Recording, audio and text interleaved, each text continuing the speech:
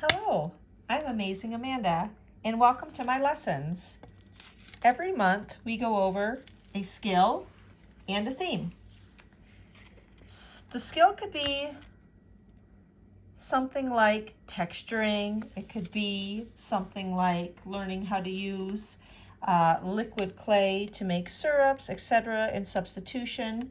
And the theme usually revolves around a holiday or a season. We usually make our charms 1 month before whatever holiday is coming. For example, in April, we're spending the whole month learning how to make professional raspberries for Mother's Day, and also practicing from other tutorials on what not to do, right? And what to do, as well as blueberries. We're doing a blueberry raspberry thing for Mother's Day. Anyway, for a little information for you about what I do, I thought I'd make this tutorial and have it go along with a kit that you can receive if you sign up for our mailing list. I host my lessons on patreon.com. If you've never heard of it, it's a site that was originally started for musicians, so people could kind of do a little funding for them. But I love how it schedules payments and how easy it is to opt in and opt out. So once you join the Patreon, you can opt into any one of the groups. The lowest tier is $4.99 a month. And the next tier is $9.99 a month, where you'll receive a kit of some supplies that you'll be using every month. So every month on our Patreon, what we do is we watch 2 Zooms. You can watch either one of them. They're always on Saturday and they're live, and we go over the same tutorials that I learned from. Then we have the third Saturday of the month as a Q&A, so you can talk about any issues that you're having. And the last Saturday of the month, if you want to join the Zoom, is just kind of a check-in. You get tons of support for $4.99, and you can buy the kit for discount if you are in a $4.99 group and you want the rate, the $9.99 rate. So yeah, so let's just start here with the chocolate chip cookie. Now, if you look at these 2 cookies, you'll notice that they're a little different. This one is a little more yellowy. This one is it looks a little less baked, right? I'll show you how we do that. I'll show you a couple different ways to make them. What you would get in the kit for something like this is some texturing, sandpaper, just some simple stuff, 3 different colors of pastels and a baggie, and a jump hoop and a screw hook, okay? Just a very simple kit, but it does help you a lot, especially when you're getting started. So what we're gonna do is I'm gonna start off showing you what clays I'm using. I'm gonna use an ecru for the base, and you will learn that pies, cakes, breads that you will use look really great made out of this color or a tan. And then for the chocolate and chocolate chips, this is my favorite, burnt umber. So what we're gonna do first is take a little piece of tan clay. You might already have your oven going at 275. That's the Primo Sculpey clay bake temperature. Right, and this is almost too much. We're activating right now, and you'll see from the tutorials that I have on YouTube, I really take my time with the tutorials and show you how it is. I don't skip through parts. I learned everything I know from tutorials, and I can tell you what, a lot of tutorials don't explain everything they're doing. So that's why when we do our Zooms and we watch a tutorial that I learned from, I have a lot of input that will save you a lot of time, and you'll have a more professional product because I'll tell you what they're not saying in the tutorial so you can have more success. Okie dokie. We're activating the polymers, the plasticines in the polymer clay right now. And that's why the more that you work it, the more elastic it gets. I almost always work on plastic wrap, because plastic wrap is so easy. Where is it? It's so easy for me to move my piece around, and a lot of times it doesn't get stuck to it like it would get stuck to glass or flexible cutting mats. Here's my plastic wrap. And a lot of people, I swear, a lot of people you'll see on other tutorials, they don't use plastic wrap for their tutorials, but it's like, how could you not use that in real life? You know, you can use a ceramic tile, you can use glass, you can use a flexible cutting mat, but you have to get it off of those things. And if you're trying to get it off before it's baked, a lot of times you can lose a ton of texture. Okay, so let's make a little cookie shape here. Real easy, real simple to make a cookie shape. You just get your dough and make cookie shape. The next thing that we're gonna do is we have to make the chocolate chips. What you wanna do is you wanna grab some of this and roll it out into a snake, just a snake. And I've rolled some out already into snakes and I've baked them just for a couple minutes. You just wanna bake them for like 5-10 minutes to get them real,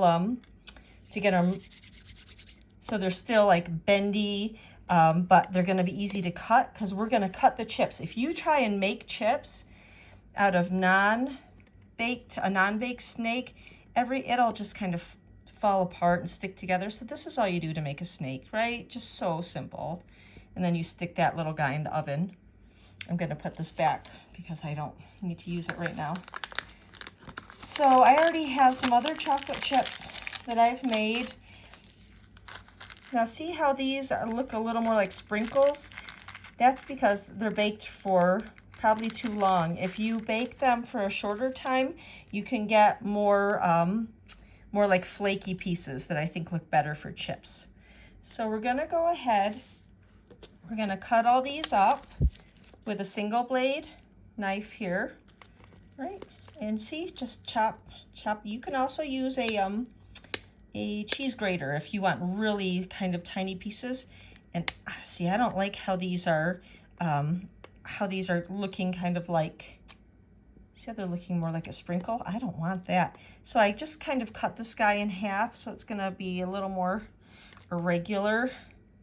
And then I'll make my little chops. Yeah, it's looking better already. And I can probably fix these chips over here as well that I just showed you that are a little more cylindrical that I would like. But there we go. And if you don't bake this little snake for too long, like if you only bake it for the 10 minutes or 5 minutes, you'll see that it's really, really easy to cut. So chop, chop, chop. That's all we're doing. Keep that oven on because we're gonna put this in a minute. And we're just gonna press these chips in. Now, if you are into dollhouse food and you wanna make a smaller chip, like see this chip or see this cookie here? If you want to make like 4 cookies out of this, what I would suggest is you actually mix all the chips in with the dough. And so they're teeny tiny and all mixed in. When I do that for bigger cookies, like these, it totally just gets lost inside and you have to make more and poke them on the outside. So we're actually almost done here with all this cutting of these little chips. We're gonna just kind of poke them in and then I'm gonna show you how to use the little texturing sandpaper that comes in your kit. This is a P60 something 88. It's like a sander, really hard, heavy grit. And we can also use other tools like a toothbrush to texture. And so like I said in the group, you'll have a Q&A session, and there's also 2 live Zoom sessions. They're both on Saturdays, but they're at different times to accommodate everyone's schedule. The kit is nice to have, but it's not necessary because I tell everybody the supplies that they'll need, and I try and keep it real simple so it doesn't get expensive. About a month ahead, I do that in a newsletter that I send to your home. And I'll also post it on my little Patreon group, which gets sent right to your email so you see it. So it's in one spot and you can check it out. All right, I really like how I'm taking my time and getting these chips so they don't look like sprinkles. They look like chips, right? That makes me happy. Let's get out our little, I think it's called a screw hook. I use these all the time. Some people use something longer like these. I don't. I feel that these are just much easier to use, and the way that I do them is very secure. So now make the shape of your cookie. You know, this one is really irregular. Looks like a real cookie to me. This one is more of a cookie shape. So I'm gonna make it so it's something like this. Maybe a little flatter. Okay. Then I'm gonna press some chocolate chips in it. Just gonna put them all over. I really like how these came out. I really like that we took our time, and part of making polymer clay and being successful and making really realistic, really super realistic charms is taking your time. Everything goes so fast on YouTube tutorials, but it's that's just not real life. In real life, a beautiful charm like this takes a little time. And cookies are one of the fastest ones that you can make that look really great.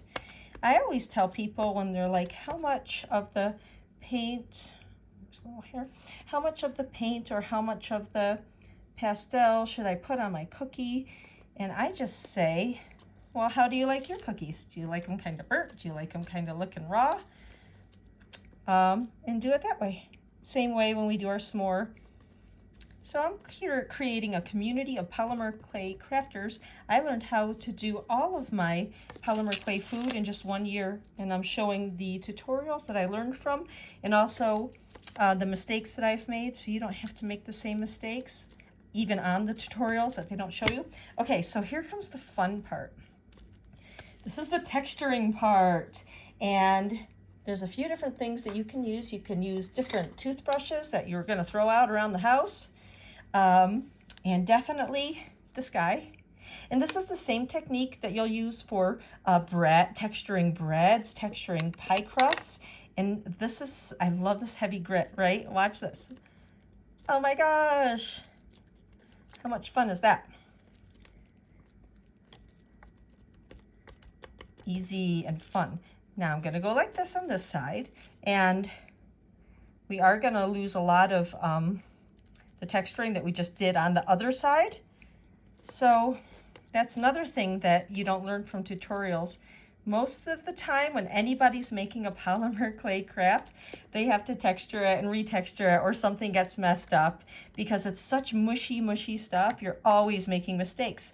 So just making mistakes and fixing them and knowing how to do that is part of being an awesome polymer clay professional person. It's just how it is. Now, we're gonna take our toothbrush. Look at this. Look how different this makes the texture look. Isn't that cool? I mean, this is the perfect thing you use for pie crusts. See how much texture we lost? Okay. Okay. Can reshape it together again. Retexture. I'm actually going to put my screw hook in it right now, before we work it anymore. All right, I'm gonna kind of do some on the sides, neaten it up. You can texture your heart away. The next thing I'm going to do, and some people will do this when your charm is all done, but the next thing I'm gonna do is I'm going to put my coloration on it. You can use chalk pastels or you can use acrylic paints. It doesn't matter. It gets a similar technique.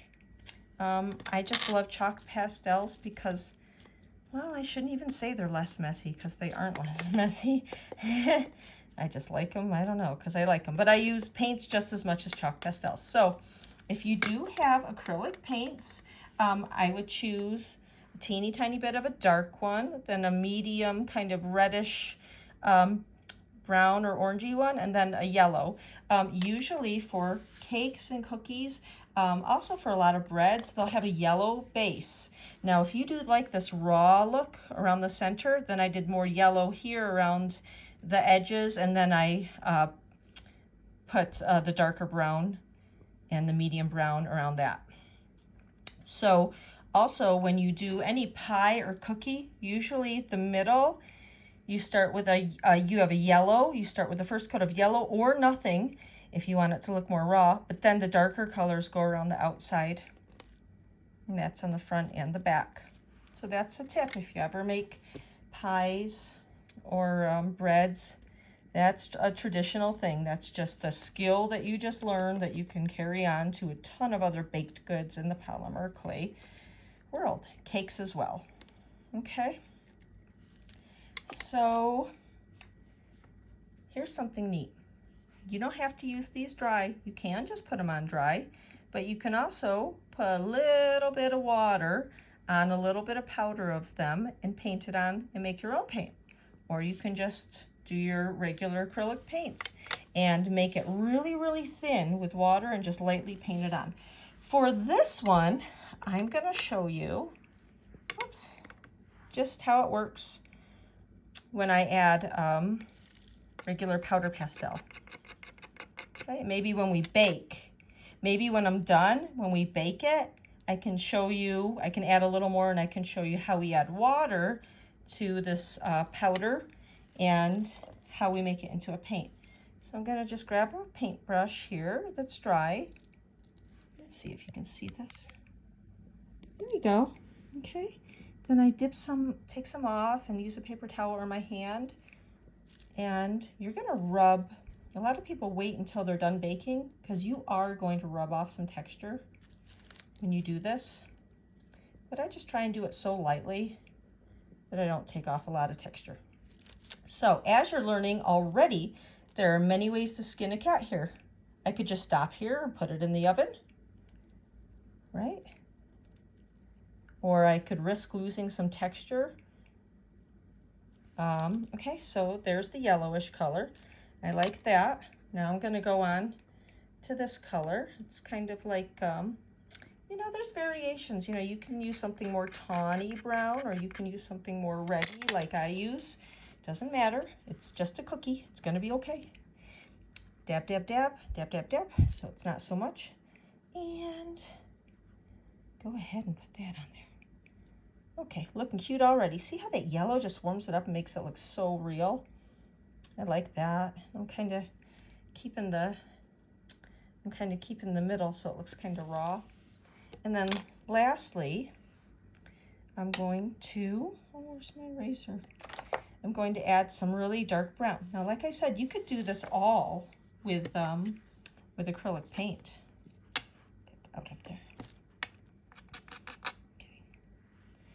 And this is just, you know, you could stop right here, but I kind of like to make it a little burnt right on the corners or the sides. No corners on a circle.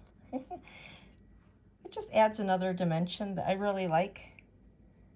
So I'm actually gonna stop here. I'm gonna put it in the oven, and then when it comes out, watch this. And then when it comes out, I will paint the bottom so you can see how I would do that. Let's add some more texture to the top. All right. See how we're always reworking our texture? Welcome to the world of polymer clay. I'm not trying to sugarcoat this. Like, yeah, we had it textured, now it's not textured. Another thing you could do is just to work it on a piece of this sandpaper the whole time. Okay, now I'm gonna bake it. I'm just gonna bake it on a piece of tin foil, and I'm going to watch it in the oven. I'm gonna go like this to a little piece of paper towel. I'm gonna put them on that so we don't lose all the texture on the bottom on the metal. So it's gonna go like, kind of like that, right on my tin foil in the oven. I hope you're learning stuff already. I'll be back in a moment. Okay, ladies and gentlemen, we are baked now. Isn't that cute? Now I'm going to paint the bottom with our chalk pastels. I'm actually going to show you both of those ways I was talking about doing it. And I'm also going to show you how you could do it with an acrylic paint instead. So I will use a tinier brush. Now, the brushes that you will use, you'll be doing a lot of like this and destroying. Don't spend tons of money on brushes. So anyway, what we're gonna do next is I'm gonna show you how to do this and add a little water to it. And then you'll be able to use your chalk pastels just like paint. So, and it dries really fast. So I'm gonna grab a little brush. This little brush needs to be more cleaned. Let's grab, let's say, this one here. Okay. Grab a little brush like this, okay? And it's just a little wet. And let's say for the back here, I want to yellow on it first. Remember we talked about a coating of yellow first? See how fast that dries? A little bit of water, a little bit of this. I usually have a paper towel nearby so I can blot, blot, blot. And let's put that yellow on. Okay, so this is just yet another way to do it. It'll dry in a second. And then the next color that we'll do is the reddish brown around the sides, just a little bit. I only get a teeny tiny bit wet here. See, it's like hardly wet at all. I just wiped it mostly on myself. Right, and then we're just gonna do a little of that reddish on the outside, just dab, dab, dab, dab, dab. It gives a little different look than the brushed on dry pastel, but I think you actually have more control of it when you do it this way. Right, so that's cute. Okay, and okay, I'm gonna add a little more. See how aggressive I am with my brush. It's like you don't need wonderful brushes, you're gonna destroy them. So see how this is just a little different than this? And then lastly, we're gonna do our dark brown. You can hardly see any dark brown here. And this is the one that you have to put on most gingerly, because sometimes you'll get like a big brown splotch and you don't want that. You actually need a little more of this. I am also going to take some acrylic paint here and show you how you could do the same thing with paint. Let me get a dark brown. One burnt umber, okay? Now watch this. Just like this. So today you learned how to use acrylic paint to paint pastel, dry pastel, and wet pastel. There's a lot to learn from a little cookie, isn't there? So when we're using paint, I'm going to take a much smaller brush, and I just want to make this, you see it? There we go. I want to make this very watery. See how watery that is? It's like hardly anything. And that's what I kind of do, and I kind of keep reapplying it. See, now I'll go like dab, dab, dab. Very watery, it dries out fast. And then you just rehydrate it. Okay, and if it's too watery, you just add a little more paint. You have a lot more control doing it this way with kind of like those burnt outer edges. Ooh, that looks nice already. You know what I'm gonna do with this? I'm actually going to add a little onto this part of the cookie. Just dab, dab, dab. Dab, dab, dab. See, so look at all the things you learned to do today. Oh, I like that for the outside. So you can use acrylic paint. You can use pastels dry or wet and make them into your little own chalky kind of paint. Oh, that looks so real. Isn't that cute? Now to finish this piece, all you have to do is have a water-based spray fixative. Never use nail polish. That will eat the clay. It will destroy your piece. But Fimo makes a glaze. It's called like a Fimo matte glaze. For a lot of foods, I use matte glazes. You know, like breads look matte. Cookies are usually matte. That means not shiny. But I use something called Varvathane. It's in here. It's just a water-based polyurethane. And I get a Varvathane matte glaze. You can order it on Amazon and get a small can of it. It'll last you a lifetime. If you don't have any of those things around, you know what you can use? I used to I used to work a lot with chalk pastels and make large chalk pastel drawings. And you can use a water-based matte fixative. Make sure when you buy your artist's fixative spray that it is matte, okay, and water-based, or you can use hairspray. If you're gonna use hairspray, that's cool. The whole reason you're coating it is so none of this pastel comes off on your clothing, okay? And you're, setting it in there. You can use hairspray. Hairspray works great. Just don't wear it in the hot tub or the shower because hairspray washes out. I hope you've enjoyed this little tutorial, and as you know now, I'm very conversational. When we go through our Zooms, we do talk about what to expect and what was not discussed in the tutorials that we watch together. So I make all these mistakes and for you, right? And then we do our Q&A. We also have art challenges. It's super duper fun to be in a community of polymer clay people. And I will get you doing what I do in about a year. I fast track everybody with polymer clay. So you can click on the link and you can sign up. You can also opt out for any classes that you don't like the charm that we're doing easily, and then opt in again for any of the upcoming charm classes that delight you. If you want to sign up for our mailing list, I will send you the chocolate chip cookie kit that will be just some of this ecru clay.